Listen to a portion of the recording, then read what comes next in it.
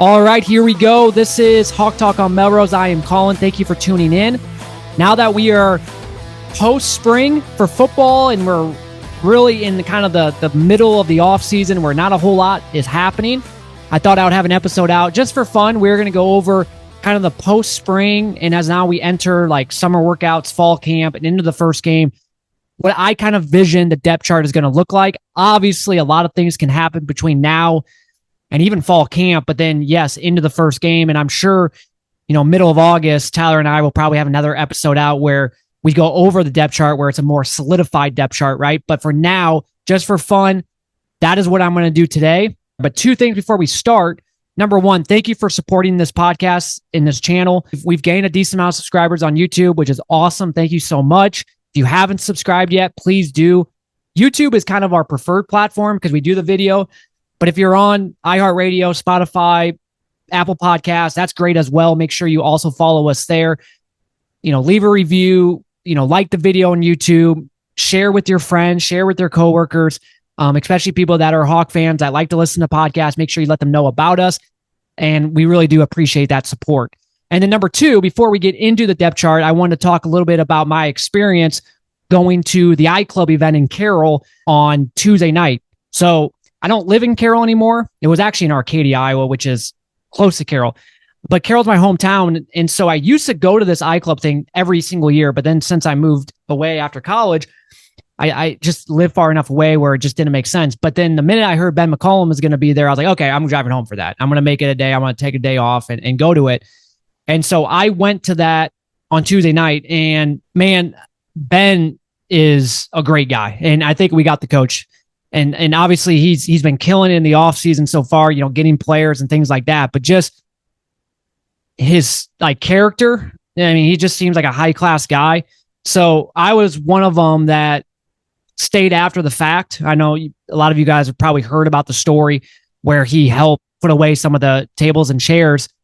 And so I stayed after the fact to help out. And he certainly did. I mean, he came right up to us and just started helping. No questions asked.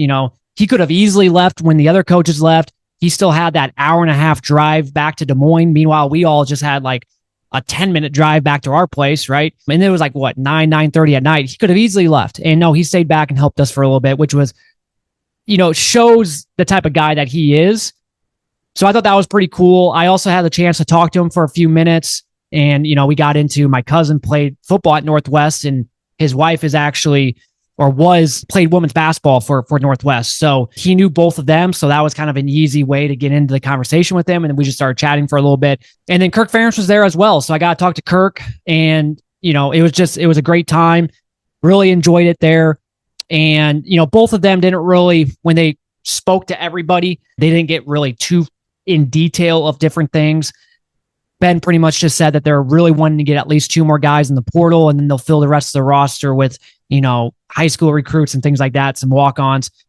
And then I'm trying to think what Kirk really didn't say a whole lot. He kind of talked about spring ball a little bit, but that was pretty much it. But yeah, it was a great time. They talked, and then Jan Jensen was also there as well. So I got to talk to her for a little bit, but it was just a really cool experience, because after they all talked, they all stayed around to sign autographs, talk to people, get pictures.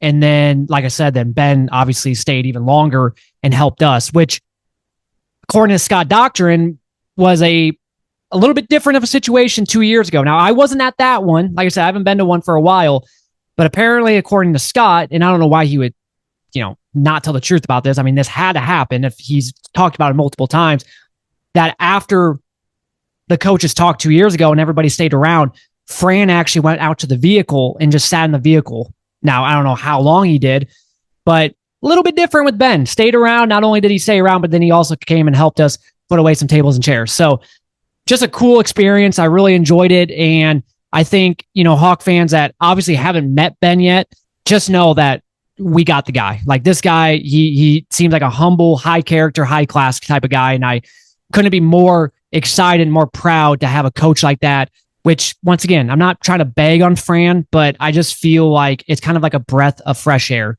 with Ben McCollum. All right, let's switch gears now and talk depth chart for Iowa football. This is now, once again, how I kind of envision it being as we now enter summer, fall camp, and into like the first game. Now, once again, all for fun. A lot of things can change between now and then, talking, and hopefully not, but like injuries and just different things like that. But now that we are post spring, I thought this would be kind of a fun thing to do. So let's start with quarterback. Obviously, QB1 is Mark Gronowski, no doubt about that. The bigger question is, who will be the backup? Will it be Hank Brown? Will it be Jackson Stratton? Now, I still think it will be Hank Brown, but I think it might be closer than what we thought maybe going into spring. Now, Tyler and I, once again, went to the spring game or spring practice last week. We had an episode out shortly after, so if you have not listened to that, please go and listen to it. But we just talked about how we thought that one day Jackson Stratton looked better. He just looked a little bit more comfortable, but that doesn't mean that he is better than Hank Brown, or that doesn't mean that he's ahead of Hank Brown. I still think Hank Brown is ahead of him slightly, but it's going to be something to kind of monitor as we get into fall camp. And then we brought in Jeremy Alinsky. He's from Wake Forest. He was brought in by Warren Ruggiero, who is now the analyst for Iowa football. He was the offensive coordinator for Wake Forest, recruited him, so he has that connection. Jeremy is obviously still a very raw prospect, put up insane numbers in high school, but is going to obviously, he's a developmental quarterback. He's a little bit on the shorter side, but I think for this next year, having him for scout team purposes will be good. So overall, I really like this quarterback room. I really like where we stand, and I hope that Mark can obviously stay healthy all year and be our guy each and every game, where we don't really have to rely on any of these other guys. But I think just looking at the depth chart, though, I think we have a lot of guys that we at least feel comfortable with. Now on to running back. Now, yes, running back, it's a position where we're losing a guy that was so damn productive for us. And I kept saying it on this podcast, how Caleb definitely masks over a lot of the problems that we still had last year, but it was a great bridge, right, for Tim Lester and for this offense, because you knew in year one, it wasn't going to look that pretty. And Caleb, like I said, masked over a lot of those problems, and it helped us bridge from getting Tim Lester now to year two, because that's biggest growth is into year two, with a lot of these guys are now in the system for a year. So how do we replace somebody like Caleb Johnson? It's going to be very tough. Well, the good news is we got some guys that are all capable by committee to replace Caleb Johnson. We don't have a Caleb Johnson on this team. What we're going to rely on this year is running back by committee. And I really like the three top guys: Kamari Moulton, Jazwin Patterson, and TJ Washington. TJ Washington, to me, is the guy I really like. I think he has the most, he's the most versatile out of all of them, because he can catch the ball, right? He went to wide receiver last year because we needed some help at that position. And so he now has what it takes to be able to run routes, catch balls out of the backfield, and be that guy for us in that regard. But he can still run the football. I mean, he is a running back, right? He came in as a running back for Iowa, so he knows what he's doing there. So I really like him. But Kamari Moulton, Jazwin Patterson, the time is now for you guys. And they've shown, you go back to the bowl game last year against Missouri, Kamari had a great game. Maryland game, Kamari had a great game. So these guys are definitely capable. They're not going to be Caleb Johnson, and we don't really need them to be Caleb Johnson, right? We just need all of them to be productive and do what they do best, because they all three have kind of a different attribute with them that makes them, each of them, kind of a little bit different from another. And then the fourth guy I have on here is Xavier Williams. He's a redshirt freshman out of Illinois. 230, so he's a really big guy, and he's kind of shorter, so he's kind of a bulky big guy for us, and so he might see some plays here and there, but I think the top three guys are going to see the most production this year. Now on to the position group that I am most bullish on, and that is the wide receiver room, because I am so excited for this room and for these players. We got some dudes in there, and when is the last time that we could confidently say we got 8 guys in that room where we feel comfortable with? I mean, you'd have to go back to like the days when we had Emir Smith, Marset, Brandon Smith. I mean, that was almost 5 years ago, 6 years ago. This room has been a joke for us for a very long time. You go back to 3 years ago, we were going into the South Dakota State game with essentially 2 guys on scholarship, Brody Brecht and Arlen Bruce. Those were the 2 guys. And then Alec Wick, who was a walk-on, and Jack Johnson or Jack Jackson, who those 2 walk-ons, and then Arlen Bruce and Brody Brecht. That was our wide receiver room going into week 1. Now, yes, we had some injuries. Keegan Johnson was out. Nico Raganini was out. Devontae Vines was out, which we were very unlucky there. But even with those guys, I mean, still, that wide receiver room was not that good. So we've come a long way, and I'm really excited. In my opinion, these are going to be the starters. Reese Vanderzee, Jacob Gill, Seth Anderson. Now, the wide receiver room is a little bit different because that first play, Dane Howard could be out there. And I don't really consider him a starter, right? But it just might be like that's the first play of the game where we have Dane Howard out there. But I think for the most part, these are going to be the three guys that we're going to rely on. Reese Vanderzee, Jacob Gill, Seth Anderson. Going into spring ball, I had Sam Phillips as a starter, but I've heard really good things about Seth Anderson. He had a really good day on Saturday at the spring game, and he's finally healthy, which is huge news for us. And so I'm going to put him slight edge over him. So you have those three guys. We have Jacob Gill, who we know what we have in him. Reese Vanderzee. I didn't really talk about it on the last episode, but on Saturday, like he looks the part. He looks bigger, stronger, faster now in year 2, which we kind of expected that, right? Now he is a sophomore. He is bigger. He is faster. He is stronger. And I think he's going to have a huge year for us. And then Seth Anderson, I just talked about. But then look at the backups into them. Dane Howard, who had a really good day on Saturday. He looks the part. He's another guy that really needed to add some weight and just get a little bit bigger and stronger. And then you got Caden Weegan, who was promised he's going to get a bigger role this year. He's just very quick, very fast.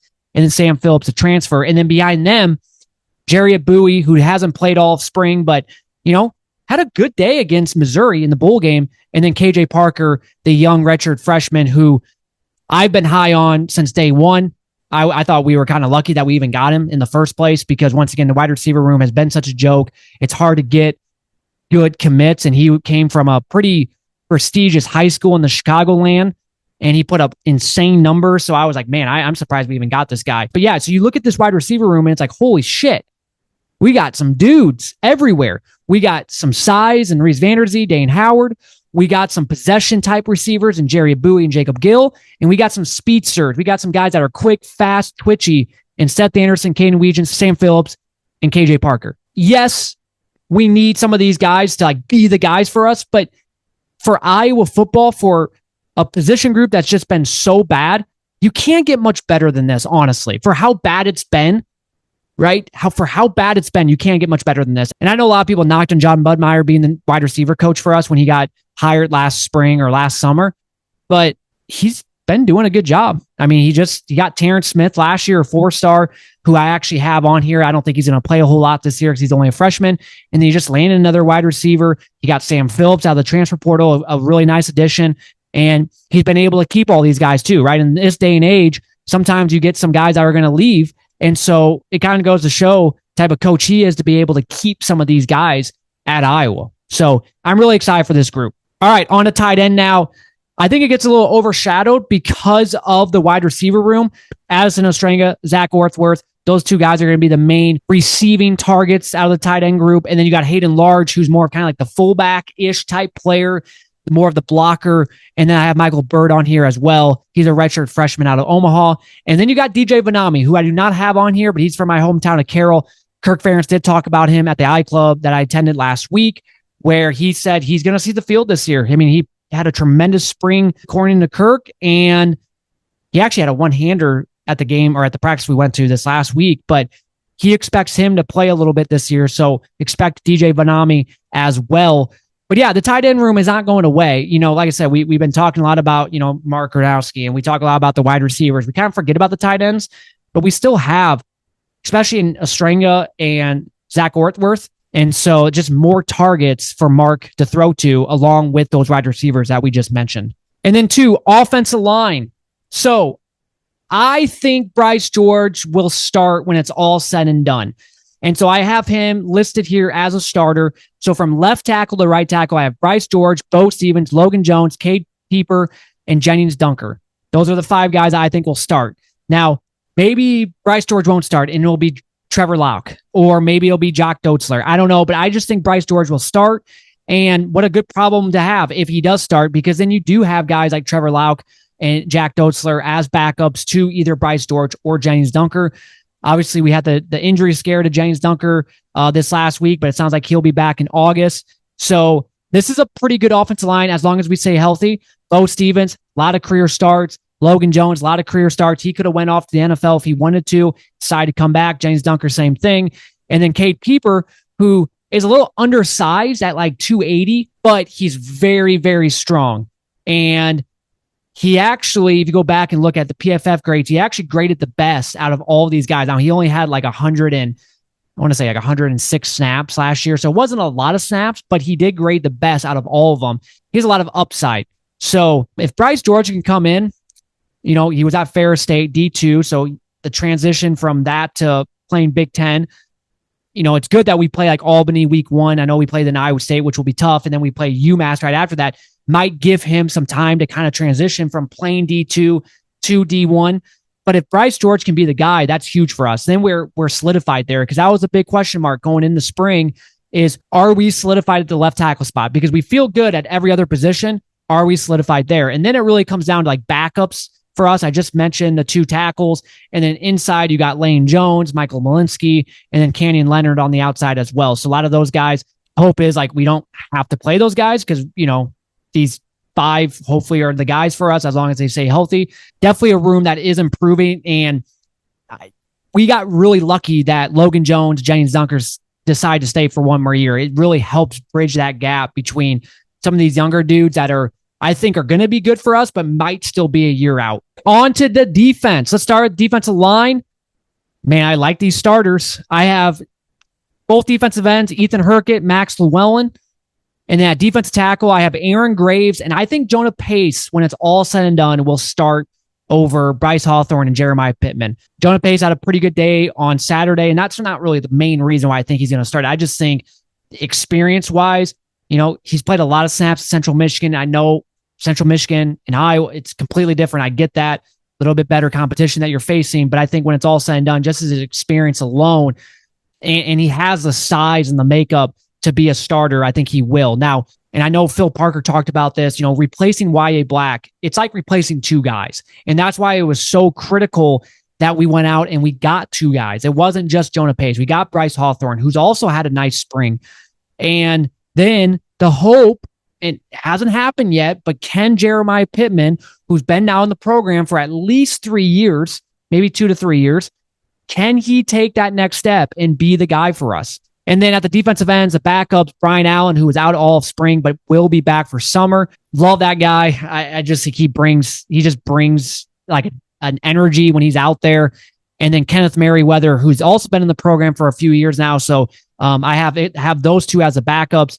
And then behind that, then there's 3 guys that are now redshirt freshmen. So guys that were freshmen last year. Going into last year, I was high on all 3 of these guys, but I knew it was going to be all about development because, like, for example, Joseph Anderson, he's like a 240.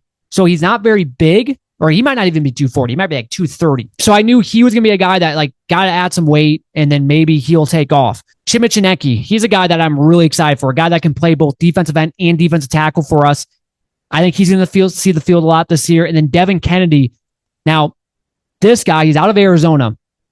He probably has the most potential out of all 3 of those guys combined that I just talked about, Joseph Anderson, Chimichineki, and himself. The reason why I say that is because this guy didn't start playing football until his junior year of high school. Okay, so think about that. So his junior year, and then he took that huge step his senior year of high school. And so who knows if we even would have gotten him if he would have played all 4 years of high school, right? He was a late bloomer. So we get him. He hasn't played football very long. And if we can develop him right, I think he can be a stud for us, right? Because if you just start playing football junior year and then by senior year, you're already putting up pretty good stats, pretty good numbers, that tells you something, right? And then we go after him and we get him. The potential's through the roof. So I'm really excited for him. He was playing defensive tackle on Saturday.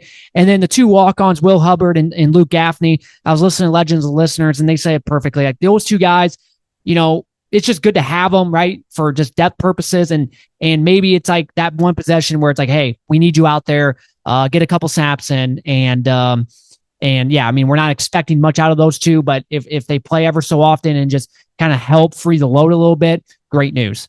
All right, let's now look at linebackers in the cash position. Let's first talk middle linebacker, and then the will linebacker or weak side linebacker. Jaden Harrell and Carson Shire. I think those two guys are the guys now for us. They're both seniors. They've both been in the program for a very long time. They've learned from the best in Jay Higgins, Nick Jackson, right? And really the hope is, go back to a few years ago when we lost Jack Campbell, Seth Benson.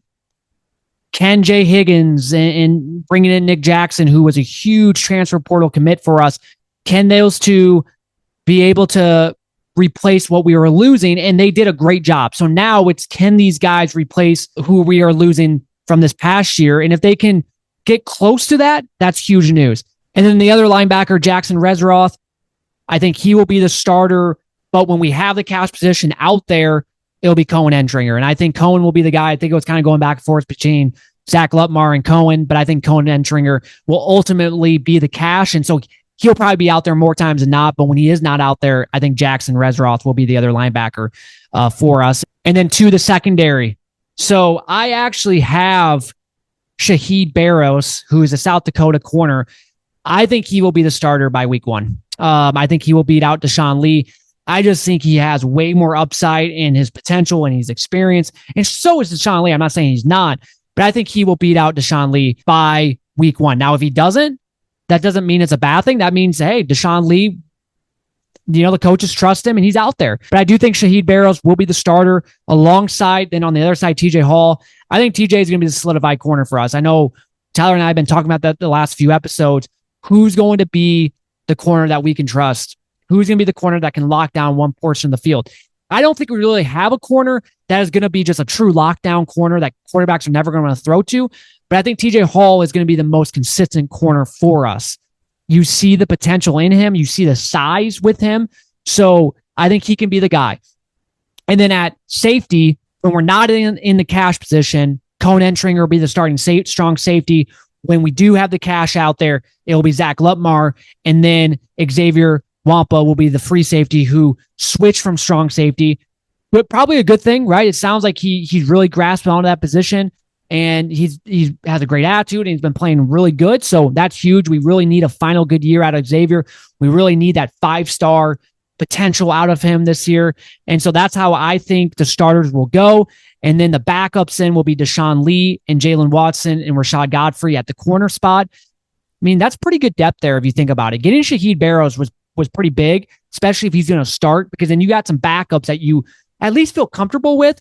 Jalen Watson, Rashad Godfrey, they're very young, so maybe they're still about maybe a year out, but we did see Jalen Watson play a little bit last year already as a freshman. And then for the safeties, obviously when Cohen's out there, when we don't have cash going on or the cash position, Cohen will be the strong safety, and then Zach Lutmar will be the backup.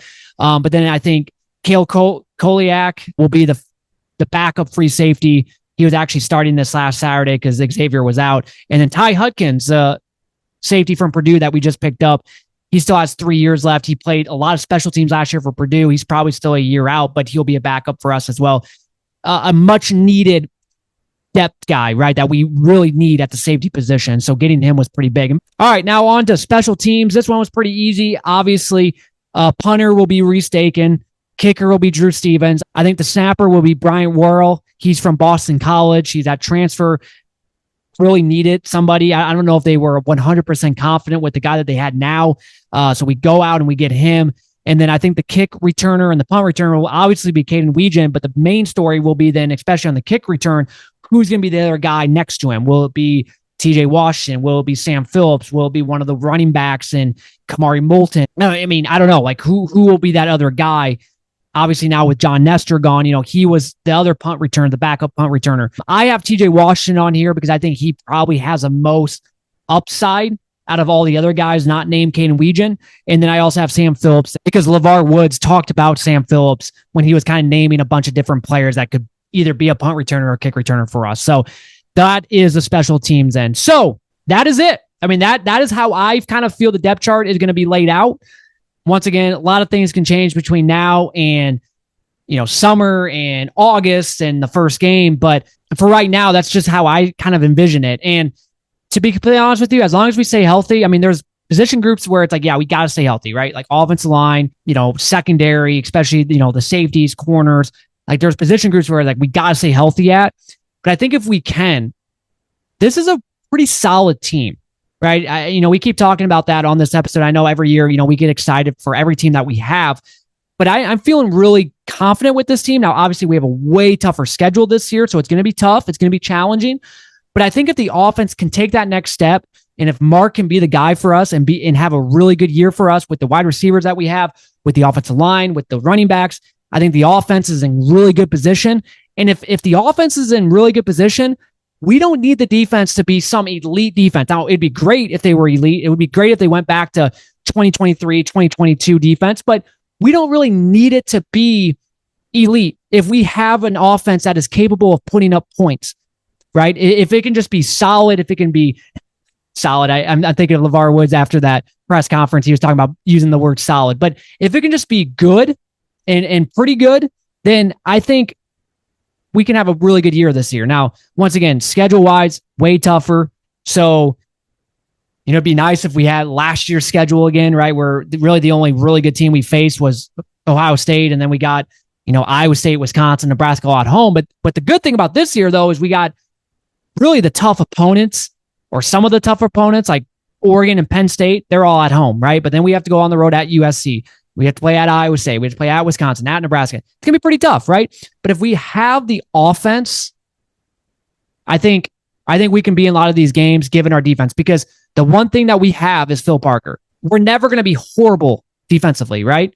We might not be as good like we were 2 years ago or 3 years ago or 4 years ago, but it's never going to be horrible under Phil Parker. Even if the defense does take a little bit of a slip, the hope is that the offense is just so much better that it doesn't really matter. It kind of evens itself out, right? So, but we'll just have to wait and see. But yeah, so that is the depth chart. That is what I think. If you're watching this on YouTube, leave a comment. If there's something if there's a position group where you disagree or agree or whatever, let me know. Like I said, this is all for fun, just something to do as we are like in the middle of the offseason when things get really boring. All right, well, that will do it for this episode. We will be back in a few weeks probably. Until then, thank you guys for listening, and go Hawks.